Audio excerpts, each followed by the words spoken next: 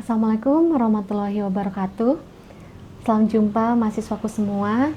Semoga semua dalam keadaan sehat walafiat dan semoga kita bisa diberi kelancaran ya untuk memahami salah satu materi mata kuliah kimia farmasi, dan kali ini akan dibahas tentang hubungan struktur aktivitas dari obat-obatan antihistamin golongan H1. Nah, sebelumnya untuk mengetahui ya tentang HKSA dari antihistamin ini, kita baiknya mengetahui terlebih dahulu tentang histamin itu sendiri. Nah, bisa dilihat di sini yang saya cantumkan di sini adalah struktur histamin ya, bukan struktur antihistamin.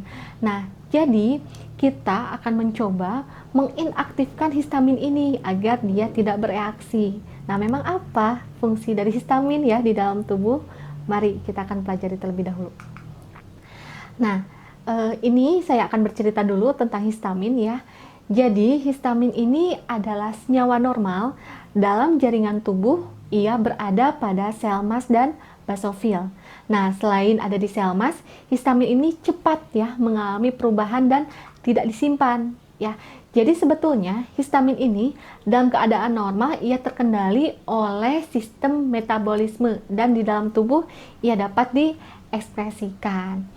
Nah, di sini ada beberapa organ yang menghasilkan histamin, yaitu otak, kemudian hidung, bibir, kemudian kulit, selaput lendir mata, saluran pernafasan, dan leukosit darah. Banyak ya organ yang mengandung histamin, dan bahkan hampir semua organ dalam jaringan ini mengandung histamin, terutama dalam sel mas. Nah, jadi sebetulnya fungsi histamin dalam tubuh ya, itu adalah alarm bahwa ada masalah di dalam tubuh. Nah, contohnya ya di sini ada di bagian hidung ya. Misalkan ada alergi debu, kemudian kita bersin. Nah, alergi ya tersebut menyebabkan kita bersin, ini akan terbentuk histamin dengan sendirinya ya, dan kita ketahui hampir seluruh organ ia mengandung histamin. Jadi sebetulnya intinya histamin memang ada di dalam tubuh, tapi ia tidak terlalu banyak sehingga tidak mengganggu. Ia akan lebih tinggi kadar histaminnya jika terdapat alergan ya yang menimbulkan alergi. Contohnya adalah tadi debu, karena histamin terdapat dalam hidung ya. Nah, ini adalah penjelasan tentang histamin ya. Jadi histamin dikeluarkan dari sel mas ya karena adanya rangsang alergen. Nah, apa saja alergennya? Ada spora, kemudian debu, sinar UV, cuaca, racun, deterjen, enzim proteolitik ya, yaitu tripsin, zat warna, obat, dan makanan. Pertanyaannya, apakah respon setiap orang ini sama atau berbeda? Jawabannya adalah berbeda ya, tergantung pada kondisi dari fisiologisnya.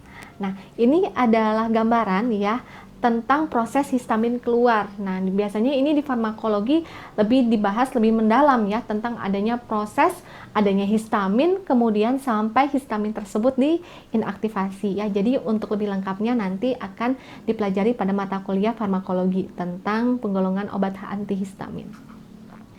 Nah, ini adalah proses ya alergen masuk ke dalam sel. Nah, kita lihat. Secara tidak langsung, ini akan teridentifikasi oleh sel mas, kemudian dikeluarkan histamin untuk membunuh alergen. Jadi, adanya alergen ini nanti akan teridentifikasi oleh sel mas. Nah, jadi intinya ada alergan ya tadi, bisa spora, bisa debu, yang menyebabkan munculnya histamin, dan histamin tersebut akan diinaktivasi oleh antihistamin. Jadi, sebetulnya saling menghilangkan ya.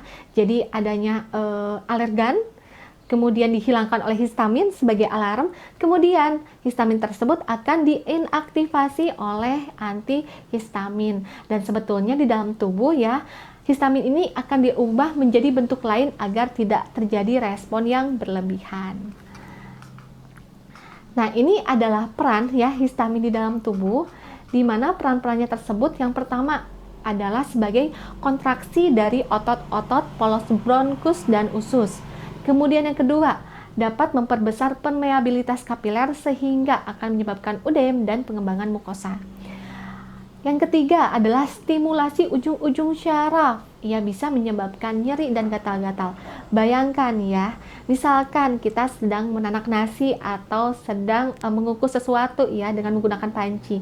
Nah, ketika kita tidak sengaja memegang panci itu, otomatis ya ujung tangan kita terasa panas dan kita akan melakukan gerak refleks. Nah, itu adalah yang bekerja histamin karena adanya nyeri ya di ujung-ujung syarafnya.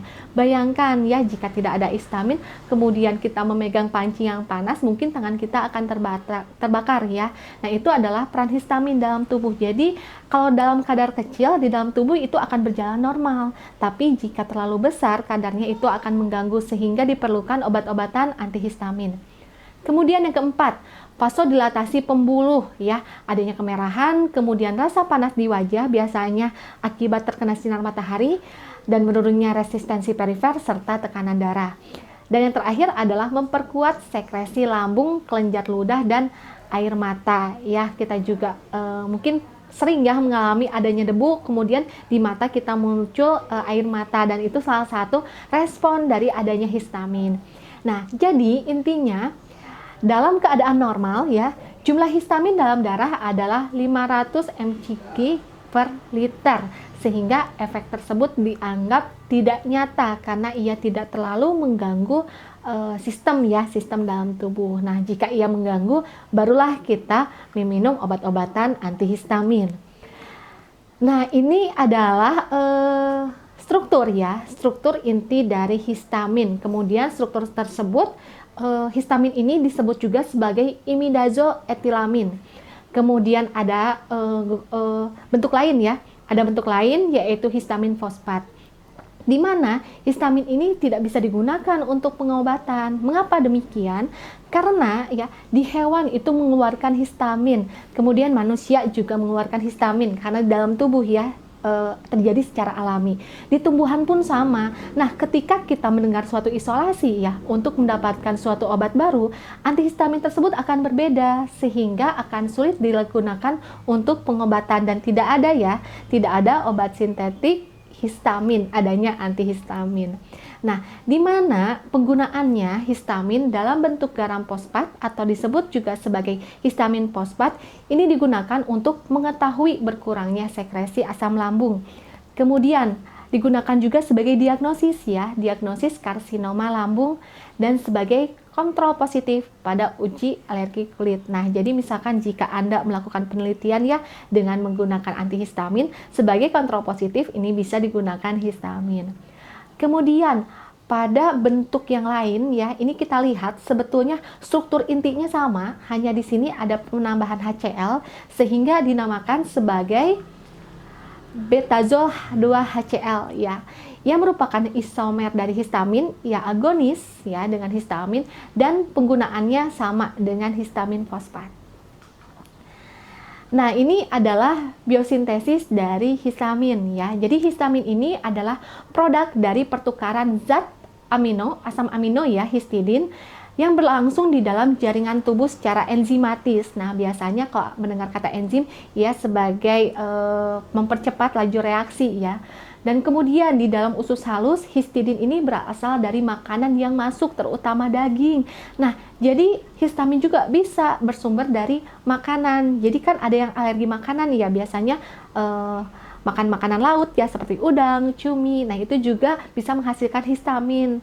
Sehingga seseorang yang alergi makanan laut tersebut nanti akan timbul misalkan ruam-ruam, bersin-bersin, mata bengkak. Nah, itu bisa terjadi karena ia bisa bersumber dari makanan. Kemudian, histamin yang diproduksi oleh manusia ini diekskresikan sebagai metabolit yang sifatnya polar. Nah, di sini adalah mekanisme ya pembentukan histidin menjadi histamin. Di sini bisa berubah karena adanya proses dekarboksilase ataupun hilangnya gugus karboksilat ya, kita lihat menjadi CO2. Nah, kemudian di sini histidin dalam hal lain ia membentuk senyawa histamin yang lainnya. Berikut ini adalah prosesnya. Jadi yang pertama ia ya akan kehilangan H2O ya ataupun dekarboksilase, kemudian ia akan dihidrolisis secara enzimatis ya oleh enzim dan NaOH menjadi piridoksal fosfat. Nah, ini adalah perubahan bentuk ya, histamin menjadi bentuk yang lainnya. Nah, kemudian ini adalah metabolisme dari histamin ya. Jadi, histamin ini terjadi metabolisme di dalam tubuh. Yang pertama adalah dimetilasi. Kita lihat ada penambahan gugus metil ya pada cincin yang mengikat N. Kemudian deaminasi oksidatif ya. Lalu ada konjugasi dan berakhir di eliminasi. Ini adalah proses untuk penghancuran dan pengeluaran ya, proses eliminasi. Nah, kemudian di sini ada reseptor histamin ya. Reseptor histamin sebetulnya ada 3 reseptor ya, ada H1, H2, dan H3. H1 nanti akan dibahas lebih lanjut oleh saya, kemudian H2 akan dibahas oleh dosen pengampu lainnya, dan H3 kita tidak akan dibahas ya lebih lanjut. Nah, di sini untuk lebih mengawali ya apa itu reseptor H1, karena kemudian nanti yang akan dibahas adalah H1. Nah, jadi reseptor H1 ini ia terdapat di otak mamalia, kemudian di saluran pernafasan, saluran gastrointestinal atau saluran pencernaan ya, kemudian sistem urogenital, sistem kardiovaskular, medula adrenal, sel endotelial, dan limfosit. Nah, di mana adanya transduksi sinyal reseptor H1 ini, ia akan melibatkan aktivasi dari PLC dan kemudian akan terakumulasinya inositofosfat dan mobilisasi kalsium dalam jaringan. Nah, ini sedikit dibahas ya tentang reseptor H2, di mana pengikatannya itu terdapat dalam aspartat dan treonin ya pada TM5. Efek fisiologis dan farmakologis ligan pada reseptor H2 ini diperantarai oleh reseptor tekopel protein GS stimulatori dan akan mengaktifasi adenilat siklase, kemudian CAMP. Nah, biasanya nanti ini banyak dibahas di mata kuliah biokimia ya tentang aktivasi CAMP ini. Nah, reseptor H2 ini terdapatnya berbeda dengan reseptor H1 maupun H3. Untuk H2 ini terdapat di berbagai jaringan, kemudian di sel miokardial, dan di membran sel parietal mukosa lambung. Nah, sedikit juga ya dibahas tentang reseptor H3. Reseptor H3 ini dilakukan pertama kali penelitian pada tahun 1999, di mana reseptor ini berfungsi untuk autoreseptor neural ataupun prasinapsis untuk memodulasi sintesis dan pelepasan histamin di SSP. Dan reseptornya ini adalah superfamily reseptor tekopel protein G. Ada di mana saja? Untuk reseptor H3 ini banyak di jaringan syaraf ya, baik itu perifer maupun di sentral. Dan ia terdapat di lambung, kemudian paru-paru, dan jantung. Nah, biasanya jantung ini untuk hewan ya. Ini adalah reseptor H3. Nah, setelah kita berkenalan dengan histamin, selanjutnya kita akan masuk kepada antihistamin. Nah, jadi apa? Antihistamin ini adalah obat yang mengantagonis kerja dari histamin pada reseptornya. Efek yang merugikan dari histamin ini justru memicu banyaknya penelitian ya. Contohnya, efek merugikan dari histamin adanya penyakit Stevens-Johnson ya. Jadi ini adanya penyakit yang ditimbulkan dari histamin ini menarik para peneliti untuk melakukan penelitian.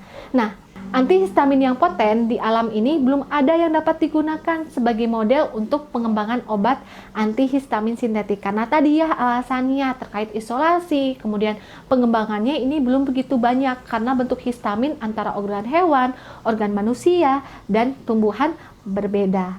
Nah, ini adalah histamin dan ini ada struktur umum dari histamin ya, intinya ada CH2N, kemudian ia terikat oleh atom N. Nah, R di sini rantai sampingnya itu bisa berubah-ubah ya, bisa H2, bisa rantai karbon. Nah, itu bisa ya. Yang penting ada gugus aromatik, kemudian ada CH2N, N dan R. Nah, itu adalah struktur umum dari antihistamin.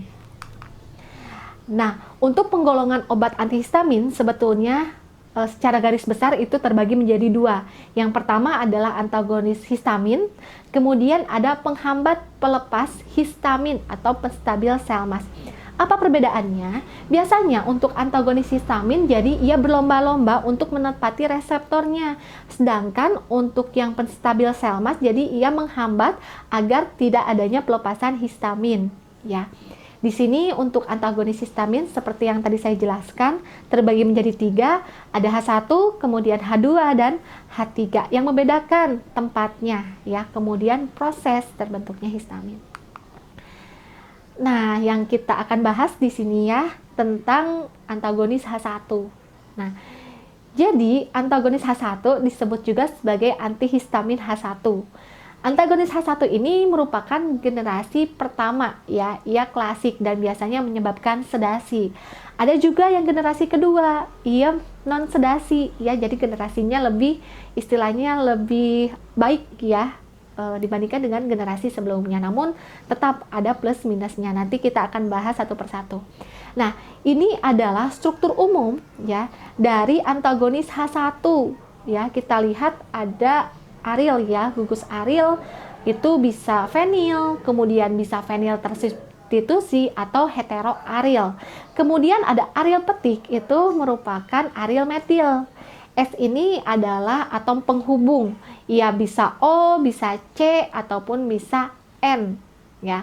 Dan CH2N ini mewakili rantai karbon etil, dan NRR ini mewakili basa suatu fungsi amin terminal. Kita tahu ya bahwa N ini ia biasanya bersifat basa. Ya. Nah, mekanisme kerjanya seperti apa? Ya. Di sini secara garis besar ya, di dalam sel mass ini akan keluar histamin. Nah, reseptor ini akan berikatan dengan yang warna biru. Warna biru itu antihistamin. Nah, jadi histamin ini akan berlomba-lomba dengan antihistamin untuk menepati reseptornya. Nah, ketika reseptornya ditempati oleh antihistamin, maka reaksi alergi itu akan terkendali ya, ataupun bahkan tidak muncul. Nah, secara penjelasannya seperti ini ya. Jadi antagonis H1 ini merupakan obat yang secara kompetitif menghambat kerja histamin pada jaringan yang mengandung reseptor H1. Beberapa antagonis H1 ia akan memblok pelepasan histamin dan ia membutuhkan konsentrasi yang tinggi. Ya. Nah, apakah adanya antagonis H1 ya atau obat antihistamin ini akan memblok produksi antibodi ya? Jawabannya tidak. Jadi ia tidak akan mengganggu produksi antibodi. Ia hanya akan bersaing dengan histamin ya. Jadi tidak akan mengganggu proses dari ikatan antara antibodi dan antigen. Nah, masuk kepada hubungan struktur aktivitas ya dari obat-obatan antihistamin. Nah, di sini kita lihat bahwa antihistamin ini adanya cek kiral sehingga ia bisa mekanismenya adalah pengikatan reseptor secara stereoselektif. Nah, jadi reaksi stereoselektif ini adalah reaksi di mana ada beberapa pilihan jalur ya untuk bekerja obat tersebut, tetapi adanya stereoisomer produk yang terbentuk karena jalur reaksinya ini lebih menguntungkan daripada yang lainnya, sehingga ia menempati stereoselektif tersebut gitu. Nah, kemudian di sini ada struktur umum ya dari histamin. Nah, ada CH2N, kemudian ada gugus N dan ada gugus aril. Nah, kita lihat di sini ada penjelasan ya. Jika aril ini dirubah, ya misalkan ditambahkan OH atau C, ini akan sangat pengaruh ya substituennya. Nah, kemudian adanya basa ya. Ini biasanya hubungan dengan kelarutan ya. Dimana yang bersifat NRR itu kan bersifatnya basa ya. Ia pun akan mempengaruhi tempat metabolisme, apakah metabolismenya di lambung ataupun di usus. Nah, itu juga berkaitan dengan proses farmakologi ya, farmakokinetik. Nah, kemudian dari atom karbon ya ada CH2N. Ini adanya percabangan, ia akan menurunkan aktivitas antihistamin. Tapi ini tidak terjadi pada prometazin ya. Semakin banyak percabangan di sini prometazin justru akan meningkatkan aktivitasnya. Nah, yang pertama yang akan kita bahas adalah tentang antagonis H1 di generasi pertama. Yang pertama adalah golongan amino alkyl ether ya. atau dinamakan sebagai etanolamin. Jadi kita lihat di sini adalah struktur inti dari etanolamin ya, dan contohnya adalah difenhidramin HCl. Nah, di mana difenhidramin HCl ini digunakan sebagai prototipe golongan obat etanolamin. Untuk aktivitas antikolinergiknya, ia signifikan ya, dapat memperbesar pemblokan H1 pada sekresi eksokrin, dan ia memiliki efek samping kantuk ya, kemampuan penetrasi ke sawar darah otak dan menduduki reseptor H1 di sentral. Jadi difenhidramin ini akan bersaing dengan histamin bebas untuk menempati reseptor histamin H1, dan turunan etanolamin seperti difenhidramin ini memiliki efek antikolinergik yang lebih besar dibandingkan dengan golongan histamin lainnya ya, ia menyebabkan ngantuk ya, ingat di golongan 1. Nah, kemudian ini adalah bentuk lain ya dari difenhidramin. Nah, kita lihat adanya penambahan gugus ya di struktur para. Kita lihat itu bisa CH3, OCH3 atau CR ataupun BR. Ini akan mempengaruhi efek terapeutik. Contohnya kita lihat pada gambar sebelah kanan ya, di atas itu ada doksilamin suksinat. Nah, adanya gugus piridil yaitu N ya, gugus N di dalam suatu siklik itu akan menyebabkan efeknya 40 kali lipat bila digunakan secara oral, sehingga ia bisa digunakan sebagai obat hipnotik malam yang baik.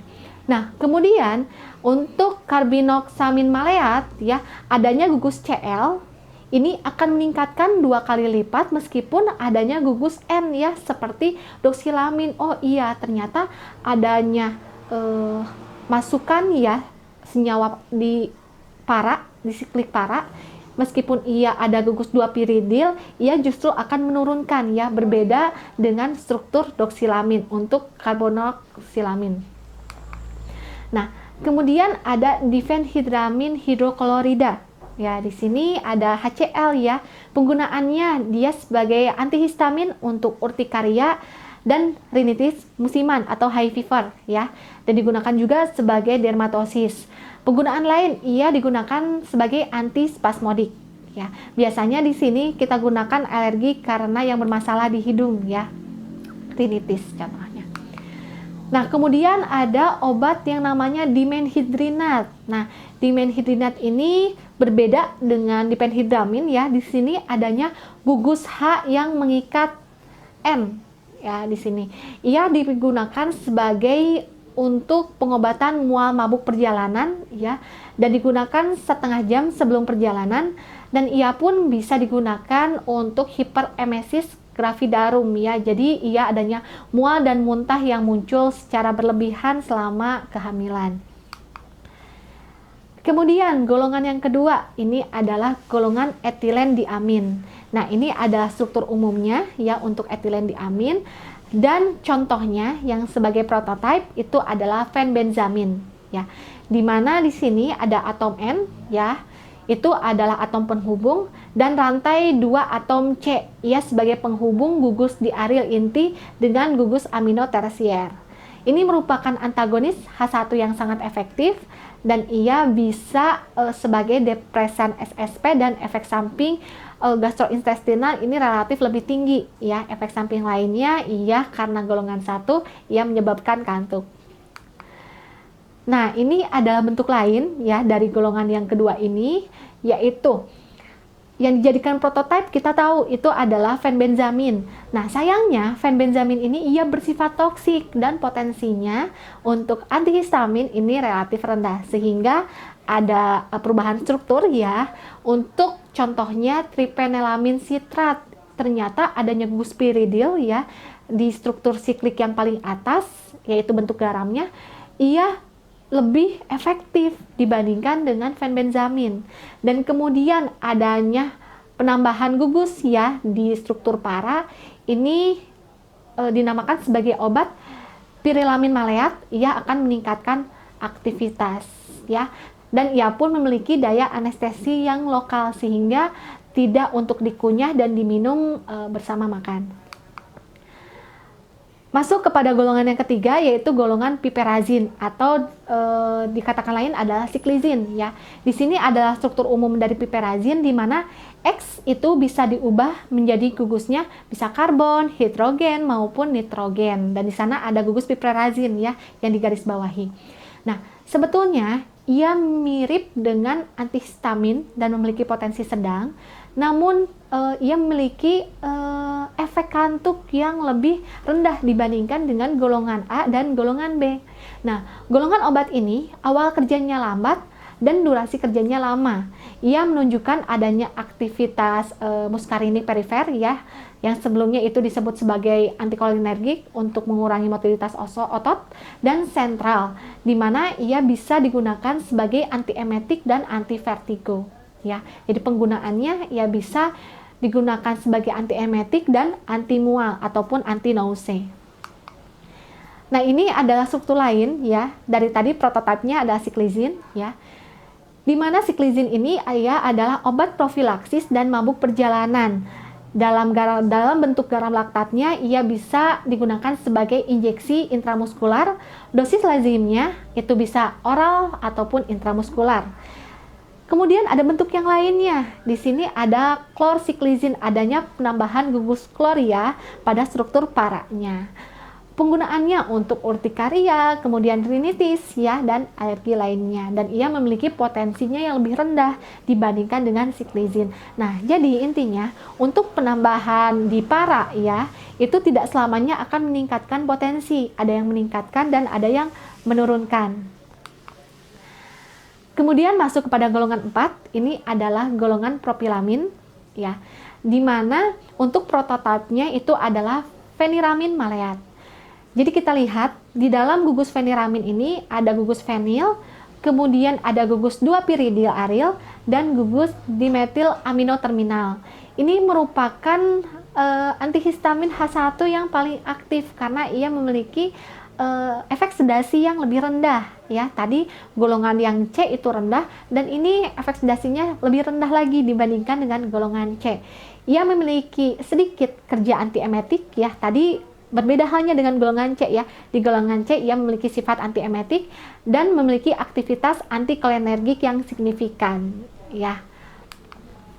Nah, kemudian contohnya ini adalah klorfeniramin maleat atau desklorfeniramin maleat ya, sering kita dengar ya namanya dan mungkin pernah kita konsumsi ya obat-obatannya.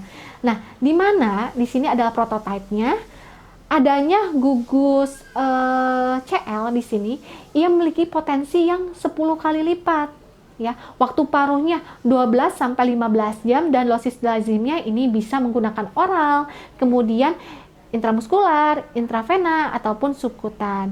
Nah, apabila gugus Cl ini diganti oleh atom halida lainnya, yaitu Br, ia akan memperpanjang waktu paruhnya, yaitu 25 jam.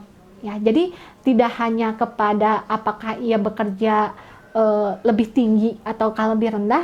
Nah, penambahan gugus, adanya gugus lain ya, karena perubahan struktur itu pun bisa berakibat pada lama atau cepatnya suatu obat tersebut bisa bereaksi di dalam tubuh. Nah, kemudian ada golongan yang E, ya, yang kelima adalah golongan fenotiazin. Nah, di mana efek sampingnya ini kantuk. Penggunaan bersama minuman beralkohol dan depresan SSP ini harus dihindari. Contohnya adalah metdilazin. Ia digunakan sebagai tablet kunyah karena ia kelarutan dalam airnya rendah dan terjadi anestesi lokal jika tablet dikunyah dan tidak segera ditelan. Jadi ia memiliki efek anestesi ya, jadi harus cepat-cepat dikunyahnya. Nah, kemudian ada promethazine HCl. Kerjanya ia sebagai antihistamin, antiemetik, antikolinergik, dan sedatif yang poten. Ia signifikan untuk memperkuat kerja obat analgesik dan sedatif. Untuk dosis lazimnya, ia bisa dalam bentuk oral, kemudian intramuskular, dan intravena. Bentuk sediaannya ada dalam bentuk sirup, kemudian tablet, injeksi, dan suppositoria.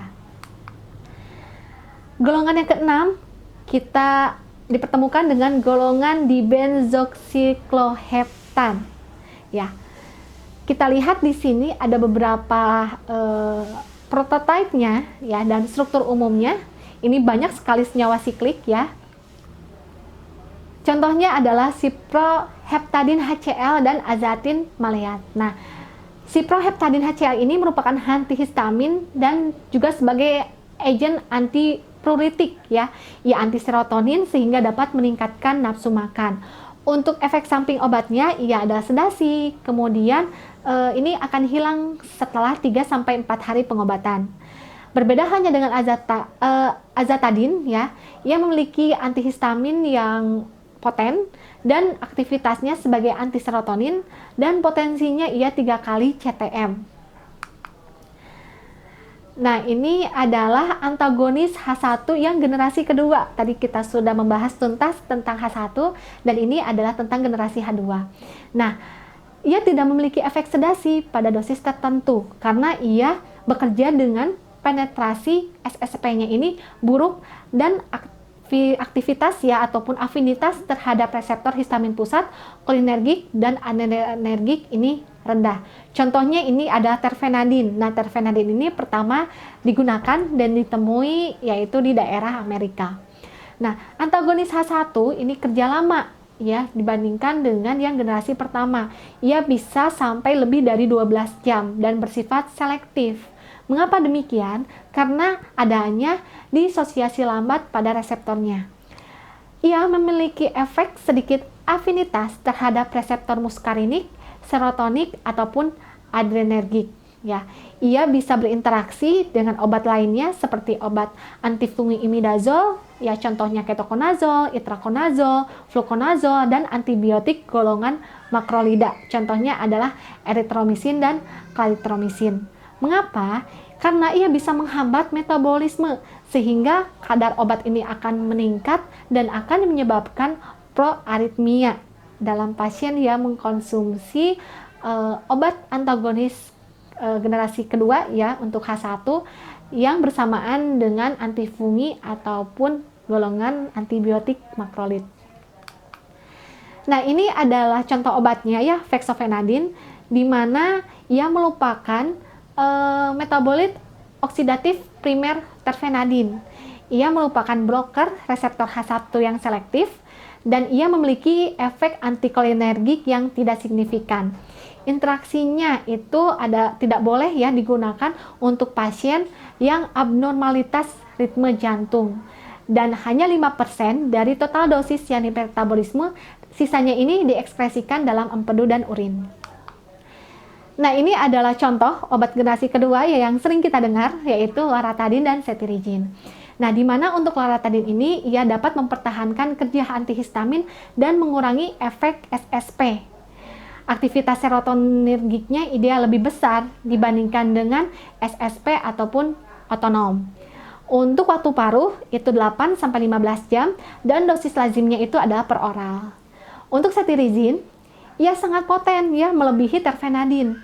Dan kelebihannya ini cukup dosisnya 1 kali sehari dan memiliki onsetnya cepat ya, 20-60 menit.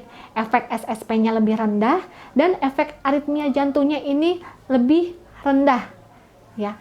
Untuk efek samping obatnya, ia sifat tidur ya, ia memiliki efek samping kantuk, kemudian lelah, mulut kering, faringitis, pusing, kemudian tidak bisa digunakan sebagai pengobatan pada pasien yang insufisiensi ginjal dan ia bisa memperlambat laju absorpsi ya terkait adanya interaksi dengan makanan dan dosis oralnya adalah 5-10 mg. Ya, mungkin cukup sekian ya tentang penjelasan hubungan struktur aktivitas dari obat antihistamin H1. Selanjutnya di minggu depan kita akan mempelajari tentang bagaimana caranya menganalisis kualitatif obat-obat antihistamin. Ya, terima kasih atas perhatiannya. Saya undur diri. Wassalamualaikum warahmatullahi wabarakatuh.